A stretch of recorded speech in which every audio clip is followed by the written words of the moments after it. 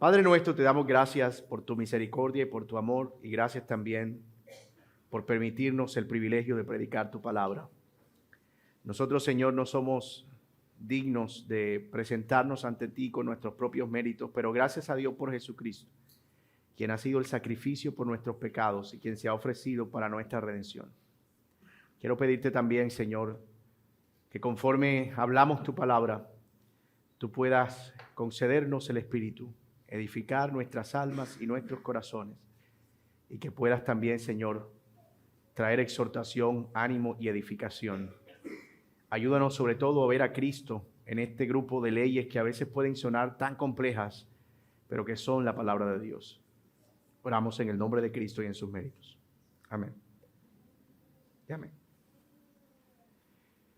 Cuando analizamos el propósito de las leyes en una nación, rápidamente notamos que ellas están apuntando específicamente a detener la maldad, de modo que la nación pueda ser viable, y aplicar la justicia. Es decir, que cada persona reciba un trato justo. Sin embargo, las leyes de un país, la Constitución, Código Penal, Código de Trabajo, todas estas leyes que un país pudiera tener no pretenden de ningún modo producir ciudadanos más morales. Esa no es su función.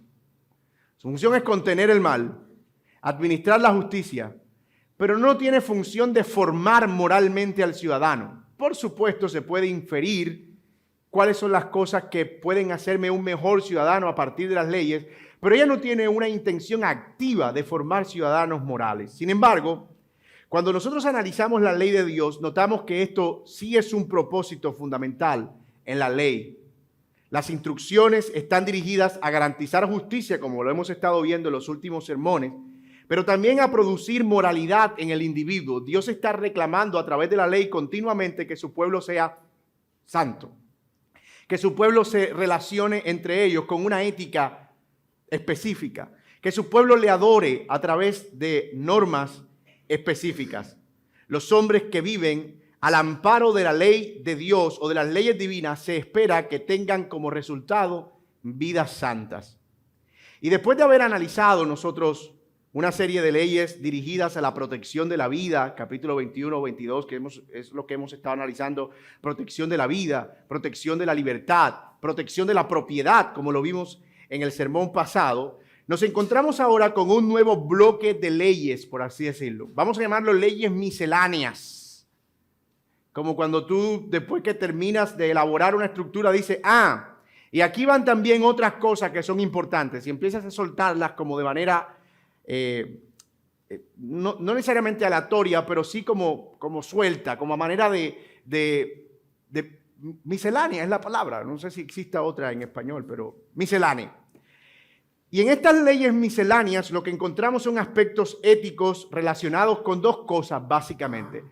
Primero, relacionados con la adoración a Dios, y segundo, otro relacionado con la relación entre los unos y los otros. Si se dan cuenta, todo lo que hemos visto acerca de la ley hasta ahora tiene exactamente ese mismo propósito. Desde los 10 mandamientos hasta la normativa de esos 10 mandamientos, todos buscan exactamente lo mismo. Una adoración a Dios tal como Él lo pide, y por otro lado, la relación entre los unos y los otros de manera pacífica y a través de una ética profunda. Y este es el argumento que quiero proponerles para esta gran sección que vamos a abordar en el día de hoy. Las leyes de Dios conducen a una adoración santa y a relaciones justas con el prójimo. Las leyes de Dios conducen a una adoración santa y a una relación justa con el prójimo. Y para desarrollar ese argumento, veremos los 4 grupos de leyes que encontramos en esta porción, que va desde el versículo 18 del capítulo 22 hasta el versículo 13 del capítulo 23. Y lo que haremos, al igual que el sermón pasado, es que vamos a analizar el contenido de cada grupo de ley y al final vamos a ver algunas aplicaciones prácticas para nosotros en el día de hoy. El primer grupo que veremos son las leyes sobre la adoración santa, versículos 18 al 20. Segundo grupo, leyes sobre el trato al vulnerable, versículos 21 al 27. El tercer grupo, leyes sobre el culto santo, versículos 28 al 39. Y el cuarto grupo, leyes sobre el trato justo al prójimo. Y yo sé que ustedes como buenos observadores ya pudieron notar que hay una especie de relación de alternancia en cada grupo de ley. La primera habla de la santidad, la segunda del prójimo, la tercera de la santidad, la cuarta del prójimo. Es decir, no hay digamos, aleatoriedad necesariamente. Hay una estructura, hay una organización, y esa organización lo que nos está comunicando es precisamente lo que quiero proponerles como argumento, que las leyes buscan que adoremos a Dios de manera santa y que nos relacionemos con nuestro prójimo de manera justa.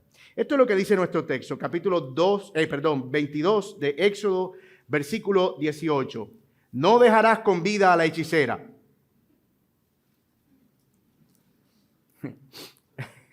A cualquiera que se eche con un animal, ciertamente se le dará muerte. El que ofrezca sacrificio a otro Dios que no sea el Señor será destruido por completo. Al extranjero no maltratarás ni oprimirás, porque ustedes fueron extranjeros en la tierra de Egipto. A la viuda y al huérfano no afligirán. Si los afliges y ellos claman a mí, y ciertamente yo escucharé su clamor. Y se encenderá mi ira a ustedes y los mataré a espada y a sus mujeres y quedarán viudas y sus hijos huérfanos.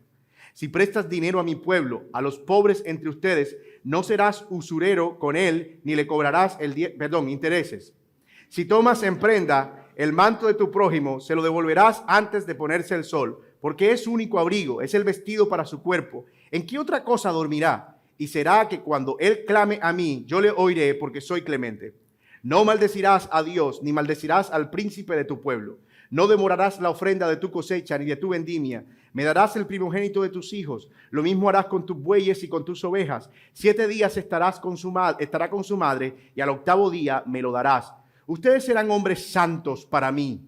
No comerán carne despedazada en el campo, por las fieras en el campo, a los perros las echarán. No propagarás falso rumor, no te concertarás con el impío para ser testigo falso, no seguirás a la multitud para hacer el mal, ni testificarás en un pleito inclinándote a la multitud para pervertir la justicia. Tampoco serás parcial al pobre en su pleito. Si encuentras extraviado el buey de tu enemigo o su asno, ciertamente se lo devolverás. Si ves caído debajo de su carga el asno de uno que te aborrece, no se lo dejarás a él solo, ciertamente lo ayudarás a levantarlo. No pervertirás el derecho de tu hermano menesteroso en su pueblo. Aléjate de acusación falsa, y no mates al inocente ni al justo, porque yo no absolveré al culpable. No aceptarás soborno, porque el soborno ciega aún al de vista clara y pervierte las palabras del justo. No oprimirás al extranjero,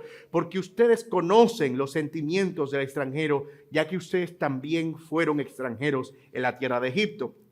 6 años sembrarás tu tierra y recogerás su producto, pero el 7º año lo dejarás, descansarás sin cultivar, para que coman los pobres de tu pueblo, y de lo que ellos dejen coman los animales del campo. Lo mismo harás con tu viña y con tu olivar. 6 días trabajarás, pero el 7º día dejarás de trabajar, para que descansen tu buey y tu asno, y para que el hijo de tu sierva, así como el extranjero, renueven sus fuerzas.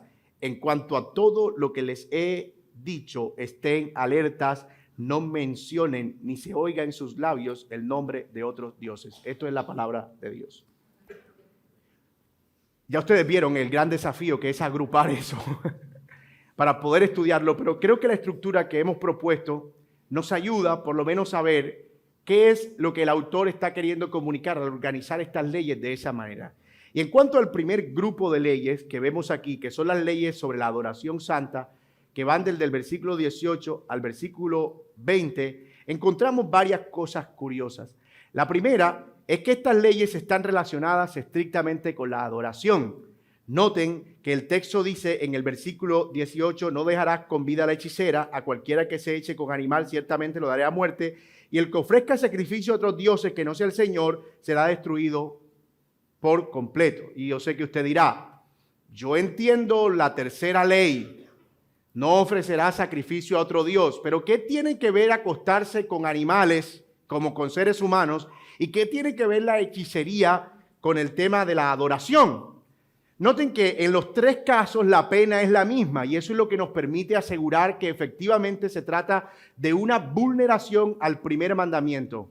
No tendrás dioses ajenos delante de mí. Efectivamente, la práctica de la hechicería era una práctica común entre los gentiles y las naciones paganas. Fue eso con lo que se encontró Moisés, por ejemplo, cuando él llegó a Egipto y empezó a hacer ciertas señales y los magos de Egipto recreaban esas señales. Es curioso que ahí se dice, a la hechicera no dejarás con vida, como si no hubiese hechiceros. ¿Qué hay en eso de la distinción? Bueno, eso nos ayuda a pensar en el contexto de que efectivamente esto estaba asociado a la adoración a otros dioses, porque el concepto de la mujer vinculada a la adoración pagana era muy común, especialmente porque ella era la encargada de traer la vida. Entonces, normalmente los cultos a las deidades de la prosperidad, de la fertilidad y de la abundancia estaban asociados a mediums. Bueno, en la cultura griega, en la mitología griega, eran pitonisas, que normalmente se encargaban de establecer una relación entre el pueblo y la deidad. De acuerdo con esta idea pagana, las mujeres tenían un vínculo mucho más cercano con esa deidad y por eso eran más frecuente ver mujeres practicando la hechicería que a hombres, por el contexto en el que eso se desarrollaba. De hecho, esa es la misma razón por la que se prohíbe acostarse con animales, porque algunas naciones paganas tenían a sus deidades como Baal, que era un toro, por ejemplo, representadas en animales. Si ustedes pueden ver jeroglíficos de la cultura egipcia, ustedes pueden ver que muchos de esos dioses eran representados a través de animales. Entonces, en ese culto a la fertilidad, lo que se decía era que una persona que en el contexto de ese culto sostuviera relaciones con un animal estaba estableciendo un vínculo espiritual. Eso, por supuesto, era una cosa aberrante, pero aquí no es un asunto tanto moral como religioso. La prohibición es, no lo hagas porque es inmoral, no. Bueno, sí es inmoral, no, pero la prohibición no es porque es inmoral, la prohibición es porque religiosamente es la invocación o viene de la invocación a otros dioses. Ustedes pueden ver que Pablo también hace referencia a eso en Romanos capítulo 1, cuando está señalando el pecado de los hombres y dice que abandonaron el uso natural de sus propios cuerpos por el que es contra la naturaleza y se entregaron a la lascivia de sus propios corazones, hombres con hombres y también a toda bestia del campo. Porque precisamente era parte de ese culto y de esa adoración pagana. Así que aquí, en este primer punto, lo que Dios está prohibiendo rotundamente es que se usen formas extrañas o mezcladas de adoración con el propósito de dirigirse a Él. Y esta advertencia tiene mucho sentido, porque ¿de dónde habían salido ellos? De Egipto, precisamente donde eso era muy común. Tanto la hechicería como el sexo con animales con propósitos ritualísticos y de culto. De hecho, ¿qué fue lo primero que ellos hicieron cuando Moisés se demoró? Eso lo vamos a ver más adelante. Moisés sube al monte y se demora más de lo previsto. ¿Qué es lo que ellos fabrican? Un becerro, un animal precisamente. Porque entendían que necesitaban un vehículo para poder formalizar su adoración. Y el Señor dice, no hagan eso, porque quien hace eso habrá cometido una falta grave y digna de muerte. Aquí Dios está protegiendo el primer mandamiento. No tendrás dioses ajenos delante de mí. Todavía no vamos a ver aplicaciones de esto porque la idea es explicar cada bloque de leyes y vamos a dejar las aplicaciones para el final, aunque me muero de ganas, ¿verdad? Pero el segundo grupo de leyes va desde el versículo 21 hasta el versículo 27. Mire lo que dice versículo 21. Al extranjero no maltratarás ni oprimirás, porque ustedes fueron extranjeros en la tierra de Egipto. A la viuda y al huérfano no nos afligirás. Si lo afliges, te las tendrá que ver conmigo prácticamente. Si prestas dinero a mi pueblo, a los pobres, otra vez, ahí hay una referencia a gente vulnerable. Aquí, ¿cuál es la idea en este segundo grupo de leyes? Estas son leyes que mandan al pueblo a no abusar del vulnerable, a no aprovecharse del vulnerable, sino por el contrario, proteger al vulnerable. Y hay 4 categorías que vemos ahí: al extranjero, a la viuda y al huérfano, que son quienes no tienen protección, al necesitado de dinero, es decir, al pobre, y al necesitado de ropa o de bienes. En el pueblo de Dios, y esto es una instrucción ética, no debía haber ninguna forma o práctica de alguna cosa que produjera algún perjuicio a una persona vulnerable. En cada una de estas leyes el Señor está pidiendo que su pueblo muestre compasión. Y eso es perfectamente coherente con lo que Dios es.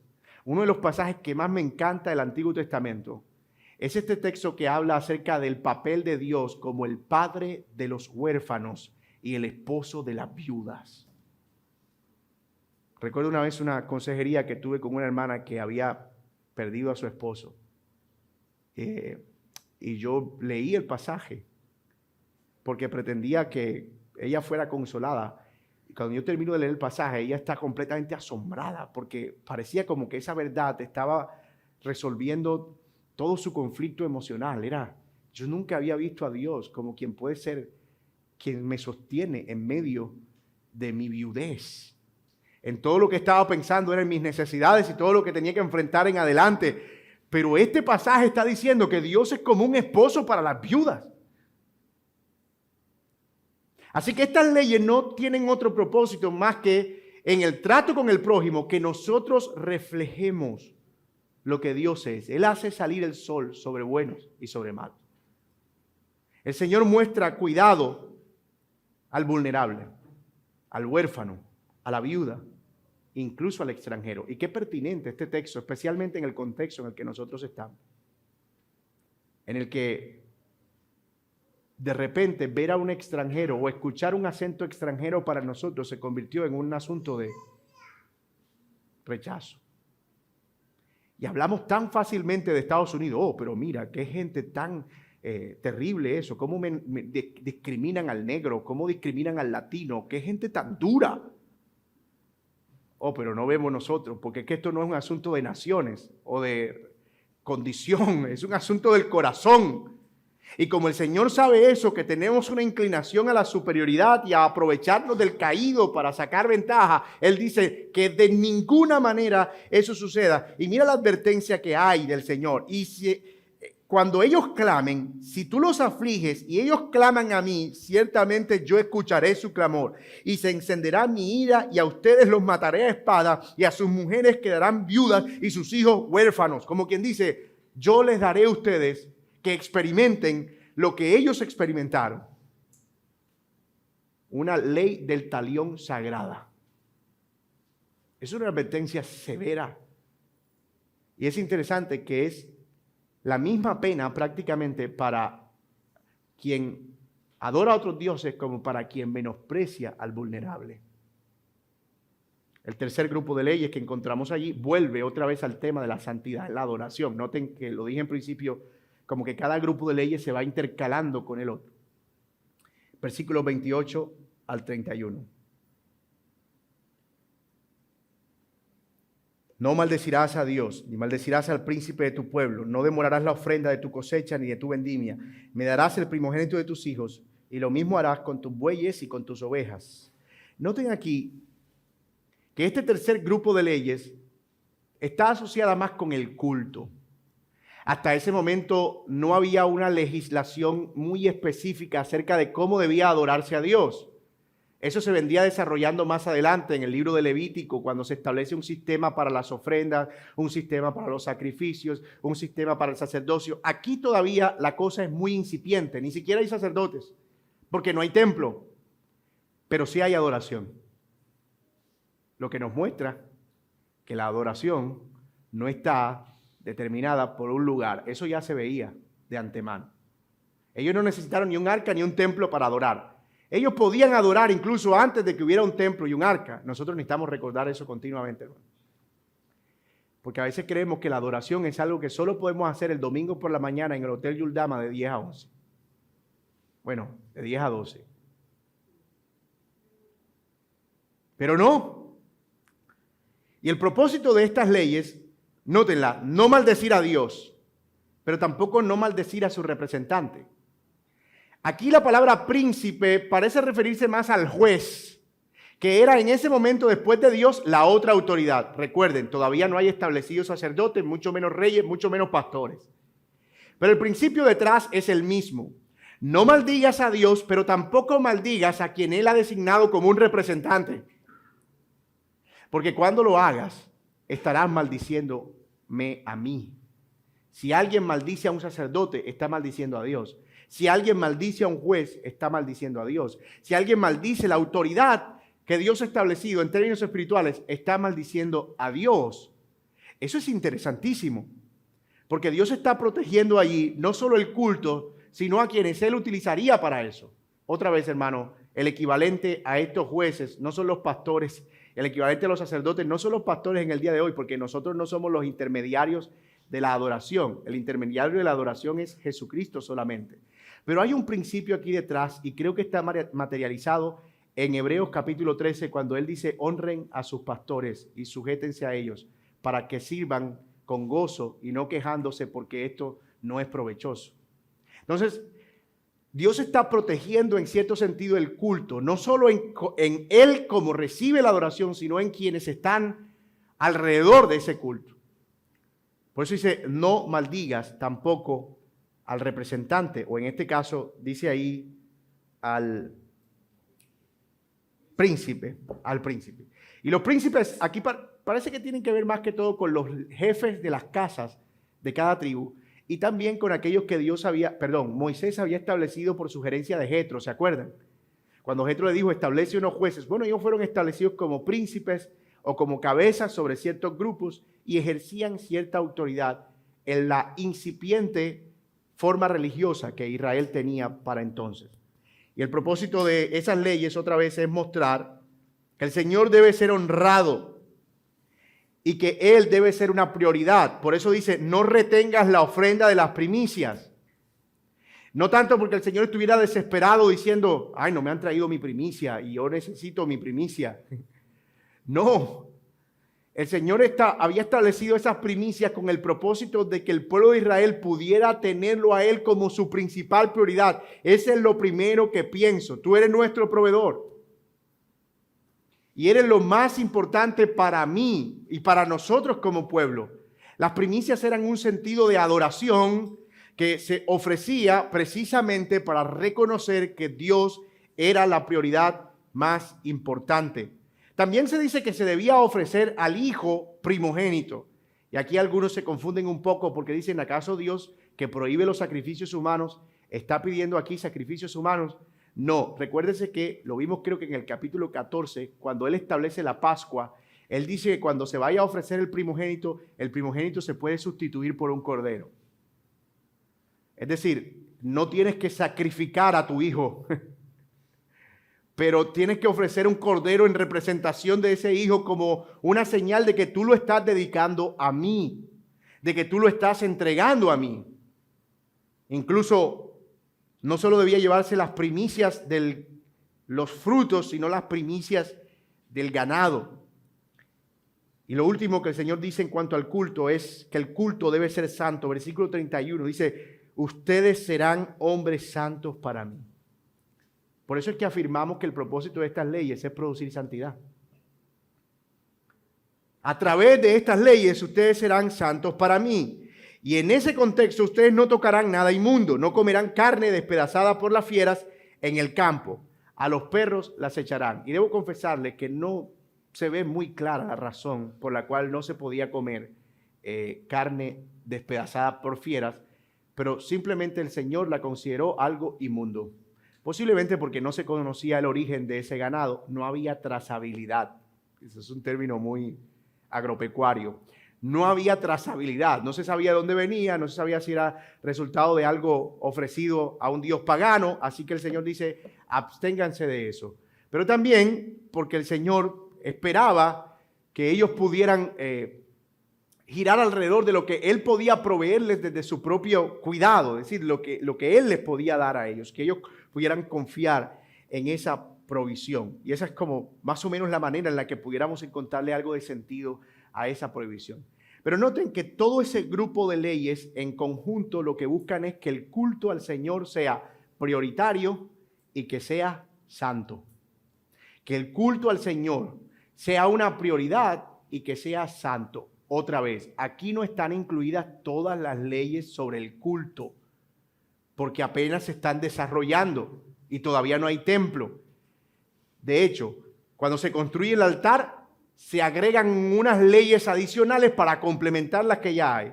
Y cuando se construye el templo se agregan otras leyes. Es decir, cada momento en la historia del pueblo de Israel demandó de unas leyes específicas para el culto con el propósito de que fuera santo al Señor.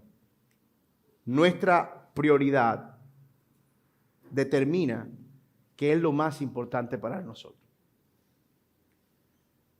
Y si quiere puede poner eso al revés. Lo que es más importante para nosotros está determinado por aquello a lo que le damos más prioridad. Y puede ser que en ocasiones digamos, Dios es lo más importante para mí, pero al examinar a qué estamos dando prioridad en nuestra vida, vamos a darnos cuenta que hay un montón de cosas adelante, que Dios que coja fila. Y esto es lo que Dios espera en cuanto al culto. De nuevo, que sea santo y que Él sea la prioridad más importante. Y eso nos lleva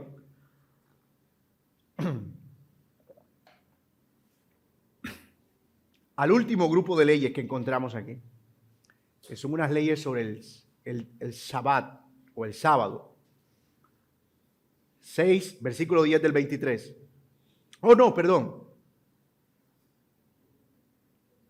Capítulo 4, leyes sobre el trato justo al prójimo, y ahí están las del Shabbat. Capítulo 23.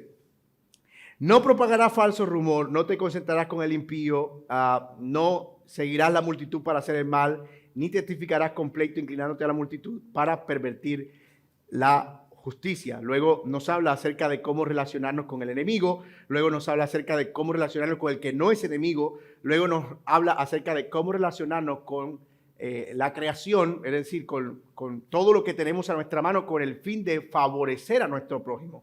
Entonces, estas leyes están estrictamente relacionadas con el trato justo al prójimo, y prójimo allí abarca tanto hermanos como conocidos como enemigos.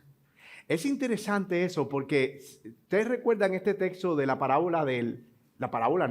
de la historia del buen samaritano, ¿se acuerdan?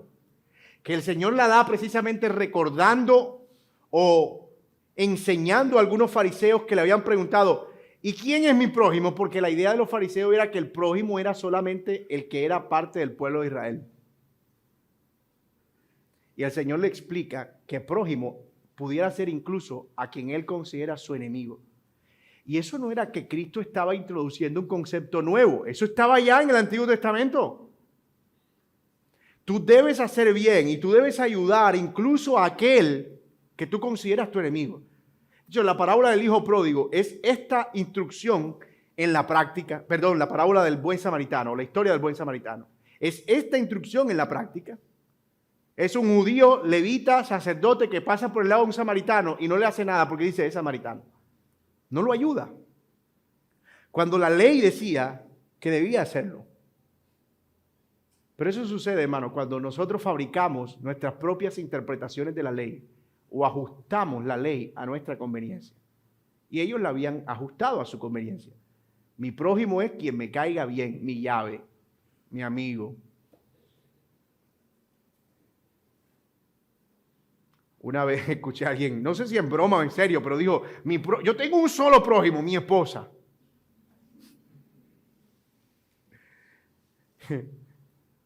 Pero hermanos, aquí nosotros vemos que el Señor está abarcando una amplia gama de personas entre los cuales consideramos prójimos.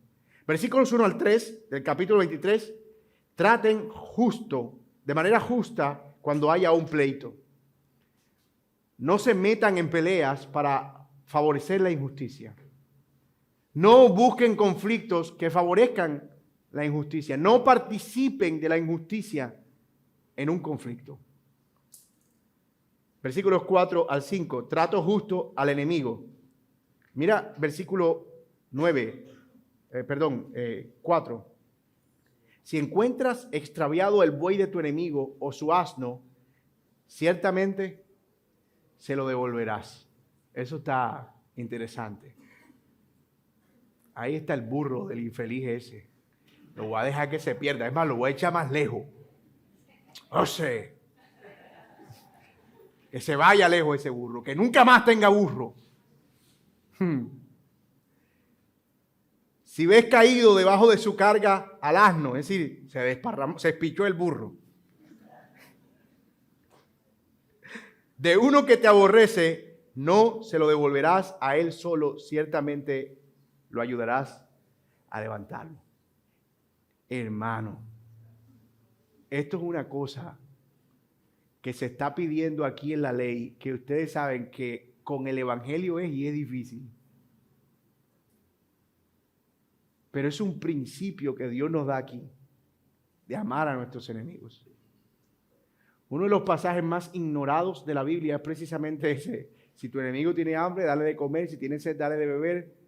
Pues haciendo esto, ascuas de fuego amontonarás sobre su cabeza. Hay personas que dicen abiertamente, a mí me cae bien toda la Biblia excepto ese pasaje. No me lo paso. ¿Por qué tengo que amar a mi enemigo? ¿Por qué tengo que hacerle bien a mi enemigo? Pero también debías tratar justo o justamente a quien no fuera tu enemigo. Versículo 6, no pervertirás el derecho de tu hermano. Aquí no está hablando de enemigo, sino de hermano, menesteroso en su pleito. Aléjate de acusación falsa y no metas al inocente ni al justo. Perdón, no mates al inocente ni al justo, porque yo no absolveré al culpable. No aceptarás soborno, porque el soborno ciega aún al de vista clara y pervierte las palabras del justo. Este soborno está más en el contexto de yo necesitaba hacer una acusación contra un fulano, pero no tenía pruebas. Entonces, tal como hicieron con el Señor Jesucristo, me buscaba 2 testigos y les daba una liga y les decía, yo necesito matar a ese hombre. Pero como no puedo matarlo con mis propias manos, lo voy a matar usando juicio. Entonces necesito 2 testigos. Te voy a dar tanto para que tú vayas y testifiques ante los jueces y lo hallen culpable y así lo maten. Mira, ¿a dónde podía llegar el grado de perversión de una persona? Eso era un homicidio premeditado, pero por manos de terceros. Eso fue exactamente lo que hicieron los fariseos con el Señor Jesucristo. No pudieron matar a Cristo porque las leyes romanas lo prohibían y las leyes romanas no encontraron falta, así que fueron y se buscaron testigos falsos e hicieron un juicio en la noche, o sea, en horas no laborales. Los jueces estaban hasta dormidos. ¿Qué fue? Todos los vicios de procedimiento que pueda tener un juicio los tuvo el juicio de Cristo. En la noche, con testigos falsos, con falsas acusaciones, sin derecho a la réplica ni a la defensa, nada. Todo fue sin esperar los tiempos. Voy a usar una expresión que me hace sentir importante, con violación al debido proceso.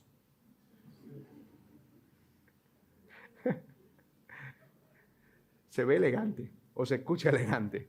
Entonces ellos dicen, no participes en ningún modo, pero la última expresión es llamativa. El último grupo o subgrupo de leyes asociadas al prójimo. 6 años sembrarás tu tierra y recogerás tu producto, pero el 7º año la dejarás descansar sin cultivar.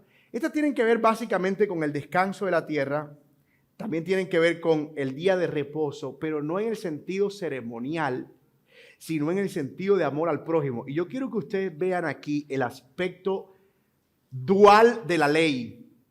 Una misma ley puede servir tanto para la adoración como para el amor al prójimo. En el día de reposo era el día apartado para consagrarlo al Señor, porque en 6 días trabajó el Señor y el 7º descansó. Entonces tú trabajarás 6 días y apartarás 1 de cada 7 para dedicarte a la adoración al Todopoderoso en honor a Él. Pero el día de reposo también tenía un sentido práctico aplicable al amor al prójimo. Y noten lo que ahí se ve claramente. 6 años sembrarás la tierra y recogerás su fruto, pero al 7º año la dejarás descansar. Qué interesante cómo Dios se preocupa por su creación. Puede haber una razón agrícola aquí. No sé si hay personas que hayan estudiado ingeniería agropecuaria o alguna cosa de esas. Pero parece ser que la intención era que la tierra pudiera ser más productiva, que pudiera descansar para tal vez cosechar un poco más de capa de humus durante esa etapa de descanso. No lo sabemos, pero el punto es que el Señor pretendía que a través de ese descanso de la tierra, todo lo que se cultivara en ella, no de manera masiva, los pobres pudieran obtenerlo para su beneficio, los que no tenían tierra. La idea parece que era esta. Si tú tienes una tierra, el 7º año tú no la vas a dejar, no la vas a cultivar, la vas a dejar descansar. Pero el pobre puede comer de ella. Puede ser de lo que haya quedado de la cosecha anterior. O tal vez lo poco que no se recogió de la cosecha anterior. Entonces tienen ellos un año para beneficiarse de lo que esa tierra que no está produciendo, entre comillas, produzca. Y todo era con el propósito de que los pobres pudieran comer. Y no solo los pobres, sino los animales del campo. Y ahí está Dios también preocupándose por la creación. Y eso es una forma de amar al prójimo. Lo mismo harás con tu viña y con tu olivar. Lo mismo harás, 12, 6 días trabajarás, pero al séptimo día dejarás de trabajar. ¿Para qué? Bueno, para que vayas y adores, para que te consagres al Señor, para que reposes, pero también para que descanse tu buey y tu asno, porque el buey y el asno se cansan. Y para que el hijo de tu sierva, así como el extranjero, renueven sus fuerzas. Es decir, para los que incluso no tienen que observar ese día porque no son judíos,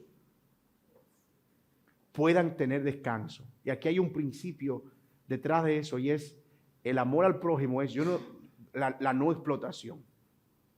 Yo tengo que proveer a las personas la posibilidad de que puedan tener ciclos de descanso. Entonces fíjate que aquí el día de reposo está en el marco de ese grupo de leyes de trato justo al prójimo, porque era una forma de hacer descansar la tierra con el único propósito de que los pobres y menesterosos fueran beneficiados y de que los extranjeros pudieran también encontrar algo de descanso un día a la semana. Eso tiene mucho sentido, muchísimo sentido. Hay algunos creyentes que tienen negocios y ellos dicen, bueno, yo aparto el domingo para ir a la adoración al Señor, pero yo el negocio lo dejo funcionar. Y entonces, y ellos, no, ellos me trabajan dobleteado para que yo pueda ir a la iglesia.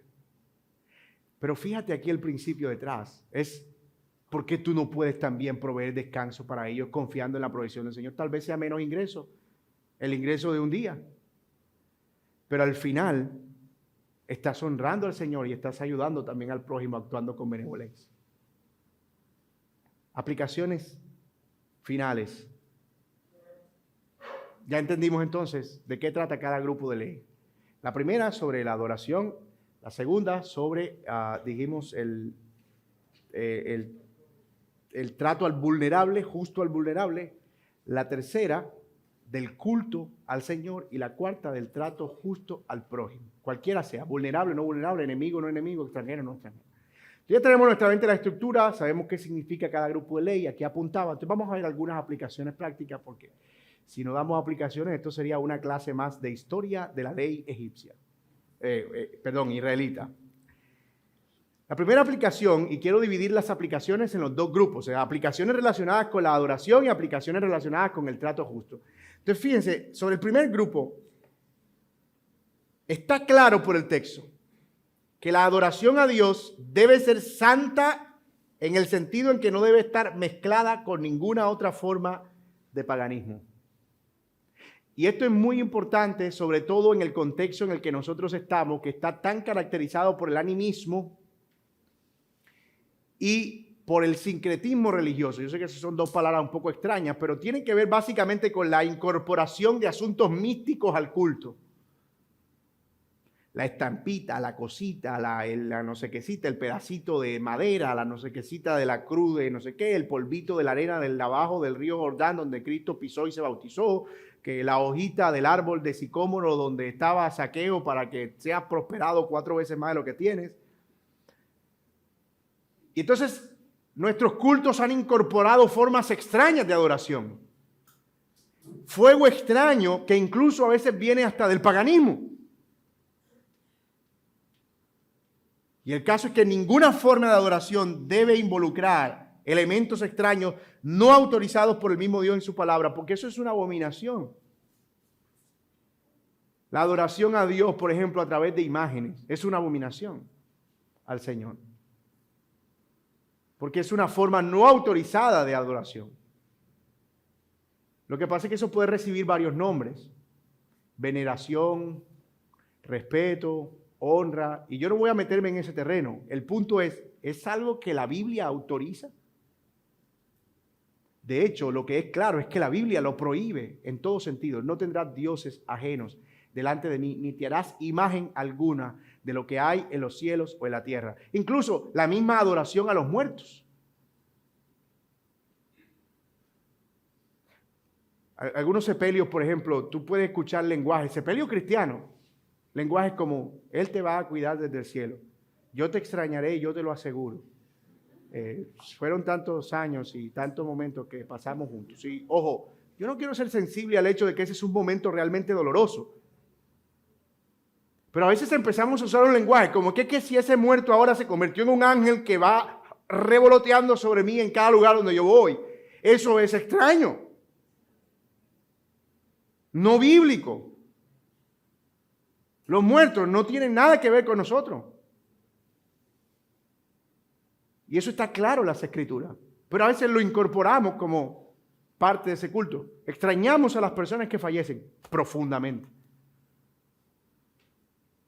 Pero no es que se convirtió en un ángel que nos protege de los envidiosos. Y entonces puede haber cristianos que tienen su altar al difunto, que pudo haber sido, entre otras cosas, un muy buen difunto. Una persona buena en esta tierra. Pero hermano, hacer eso en nombre de Dios no es aprobado por Dios. ¿Qué podemos decir de la hechicería y la brujería que presente está en nuestros tiempos hoy todavía?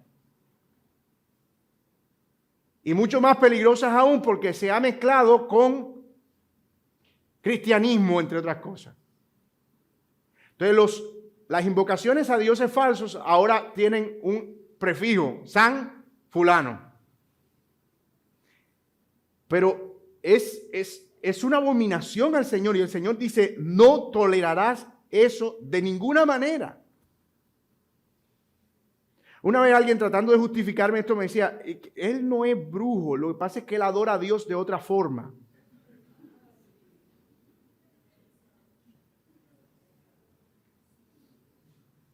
Y nosotros, especialmente en nuestro contexto, hemos sido influenciados muchísimo por el paganismo proveniente de África y todas estas prácticas de adoración a dioses paganos, Orún, Yemayá, Changó, y todos estos cultos y rituales que van acompañados de un montón de asuntos extraños. Incluso, creo que en Venezuela había una montaña famosísima porque la gente iba allá y hacía invocaciones. Esto no es un asunto de que es fantasioso y que no, eso existe. Y si no es a Dios a quien invocan, ¿a quién es que invocan? Pablo dice que de cierto digo que lo que no ofrecen a Dios, a los ídolos lo ofrecen, a los demonios lo ofrecen. Y hay una actividad satánica y demoníaca presente continuamente. Así que tú puedes ver a veces que incluso dentro del culto cristiano hay prácticas chamánicas de rociar y sacudir y echa sal por aquí y echa agua por acá y echa humito por aquí para que salga el espíritu. Eso es chamanería. Eso no está en la Biblia.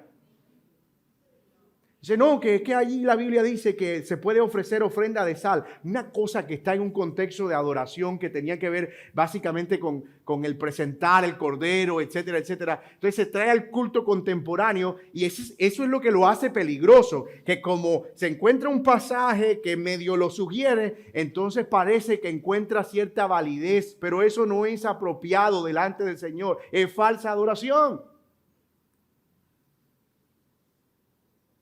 Dios mío.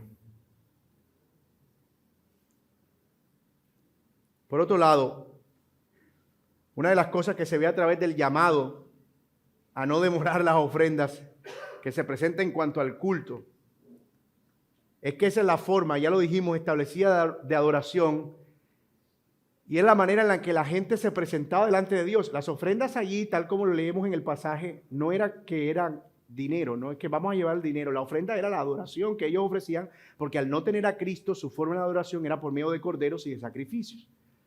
Así cuando dice no retengas tu ofrenda, es no te tardes en presentar tu adoración al Señor y tu culto al Señor, demuestra que es importante para ti. La verdadera santidad de nuestra adoración no solo reconoce que Dios es digno, que no debe ser adorado a través de formas extrañas, sino que debe ser lo primero y lo principal en nuestra vida. Eso es lo que nos están mostrando esas leyes. Dios debe ser lo primero y lo principal. Y aunque hoy no estamos llamados a dar a Dios primicias, porque Cristo ha sido ofrecido como una ofrenda definitiva para nosotros, si nosotros ofreciéramos primicias, estaríamos diciendo que además de Cristo, nosotros estamos ofreciendo otro sacrificio. Pero Él ya fue sacrificado, Él fue nuestra ofrenda, no tenemos necesidad de eso. Sí tenemos la prerrogativa de dar a Dios lo mejor de nuestro tiempo, de nuestros recursos y de nuestras fuerzas. Lo mejor.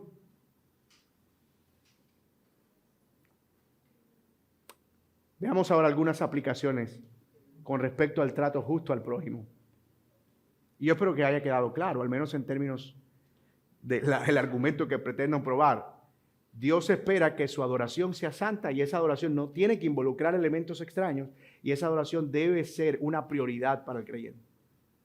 Y ahora, en cuanto al trato justo al prójimo, algunas aplicaciones. Número 1, Dios espera que siempre consideremos a los de condición vulnerable y que atendamos sus necesidades en cuanto nos sea posible. Una de las cosas que Santiago reprendió y exhortó de los creyentes en su carta, que tenían mucha fe de palabra, pero no de práctica, fue: tú no puedes ver a una persona que viene con necesidad, que te dice que tiene necesidad, orar por él y decirle, Dios te bendiga. Pero no saca ni un pesito para llenarle la barriga. Pero no te ocupas de su necesidad. Si tienes cómo hacerlo, es tirano. La fe sin obras es muerta. Y la carta a Santiago es una carta que nos habla abundantemente en el Nuevo Testamento de cómo debemos cuidar del vulnerable como un acto o como una muestra de que tenemos una fe genuina. Porque eso refleja el carácter de Dios. El trato justo al vulnerable refleja el carácter compasivo del Señor. Y Dios espera que los creyentes reflejen ese carácter. Precisamente una de las formas en las que demostramos que nuestra fe es verdadera es cuidando de aquellos que padecen necesidad. ¿Has pensado, ahora que estás en una comunidad de creyentes, a cuántos de aquí sabes que están en necesidad que pudieras dar una mano? ¿Has pensado incluso afuera, es decir, en el vecindario, entre los vecinos y personas con las que compartimos? ¿Quiénes de ellos, tal vez por enfermedad o por alguna condición, no tienen cómo suplir sus necesidades? ¿Cómo nos estamos involucrando con eso? Hablar de la fe siempre es fácil, pero vivir la fe y mostrar amor y compasión, ese es el desafío. Dios nos pide hacer el bien, y esto es importantísimo, no solo a quienes creemos que son dignos, sino incluso a nuestros enemigos, porque eso es un reflejo de lo que Él es. Pues Él nos amó cuando nosotros éramos sus enemigos. Y una de las tentaciones que tenemos ahora mismo es decir, Señor, estoy echado a perder. Pues ni eres mi prioridad, tal vez he ofrecido adoración no santa, ni me he ocupado del vulnerable, no he tenido en cuenta estas leyes, he aborrecido a mi enemigo en lugar de ayudarlo. Estoy echado a perder, Señor. Pero el propósito de esta predicación no es destruirte con estas palabras. La buena noticia de todo esto es que la mala noticia es que nadie está capacitado para hacer esto. Nadie. La buena noticia es que el Señor Jesucristo nos ha provisto un medio por medio del cual podemos encontrar descanso y saber que aún cuando hemos fallado en esto podemos todavía arrepentirnos y pedir su ayuda para cumplirlo en la manera de nuestras posibilidades. Ya no porque tengamos que ser librados de algún juicio, sino porque es la forma en la que mostramos el amor y la gracia de Dios. El corazón de la ley se resume en estas dos demandas. Jesús lo dijo, amar a Dios y amar al prójimo, y ambas son impulsadas por el Evangelio. ¿Cómo amamos a Dios? A través del sacrificio del Señor Jesucristo. ¿Y cómo amamos al prójimo? A través del sacrificio del Señor Jesucristo. El Evangelio nos muestra a nosotros que Dios es digno, que Él es santo y que necesita ser adorado. Pero el Evangelio también nos muestra en Cristo Jesús que Él, siendo rico, se hizo pobre para salvar a personas que incluso eran sus enemigos, entre los cuales estábamos nosotros. Él nos amó cuando nosotros estábamos muertos en sus delitos y pecados, cuando éramos sus enemigos, cuando no queríamos nada con Él. Él murió en la cruz por nuestros pecados. Y eso debe impulsar el hecho de que nosotros debemos amar incluso y servir a aquellos que consideramos o que se consideran nuestros enemigos. El Evangelio es lo que une estas dos realidades y estas dos demandas. Ama a Dios sobre todo. Yo no puedo, pero en Cristo Jesús yo puedo obtener lo necesario para ello. Y ama a tu prójimo como a ti mismo. Yo no puedo porque soy egoísta, porque siempre estoy buscando mi propio bien, porque me preocupo más por mí que por otros, porque me cuesta preocuparme incluso hasta por los de mi familia. Pero el Evangelio me recuerda que lo que yo soy es un pecador que ha recibido la gracia de Dios de manera inmerecida y que ahora soy llamado a hacer eso a aquellos que tal vez por alguna razón estoy considerando que no lo merecen. Solo el Evangelio nos puede ayudar a descansar de esa pesada carga. Cristo es el camino a una adoración santa porque Él nos ha purificado y al mismo tiempo es quien nos modela el verdadero amor al prójimo al dar su vida por quienes no lo merecían. Así es como Cristo resuelve el problema. Tú necesitas dar una adoración santa, pero tú no puedes ser santo sin Cristo. Tú necesitas amar a tu prójimo como a ti mismo, pero tú no puedes hacer eso sin Cristo. Y yo quiero terminar precisamente leyendo Hebreos capítulo 10, versículos del 1 al 7, que es un texto que resume muy bien esta idea y que provee mucha esperanza para nosotros. Pues ya que la ley solo tiene la sombra de los bienes futuros y no la forma misma de las cosas, nunca puede, por los mismos sacrificios que ellos ofrecen continuamente año tras año, hacer perfectos a los que se acercan. La ley no podía hacer perfecto a nadie por más que ofreciera primicias y sacrificios y todo eso. Nadie era lo suficientemente santo. De esta manera no habrían cesado de ofrecerse, ya que los adoradores, una vez purificados, no tendrían ya más conciencia de pecado.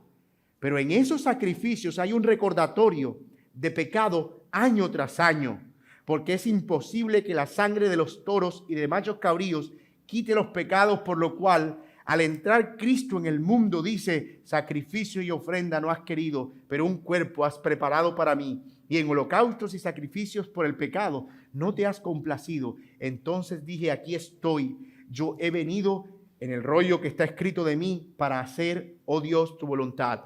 Y habiendo dicho anteriormente, sacrificio y ofrenda y holocausto y sacrificio por el pecado no has querido, ni en ellos tú te has complacido, los cuales se ofrecen según la ley. Entonces dijo: he aquí, yo he venido para hacer tu voluntad. Él quita lo primero para establecer lo segundo. Y por esa voluntad hemos sido santificados mediante la ofrenda del cuerpo de Jesucristo, ofrecida una sola vez y para siempre. Él hace santa nuestra adoración, hermanos. Y es por eso entonces, hermanos, verso 19, puesto que tenemos confianza para entrar al lugar santísimo por la sangre de Jesús, por un camino nuevo y vivo que Él inauguró para nosotros por medio del velo, es decir, su sangre.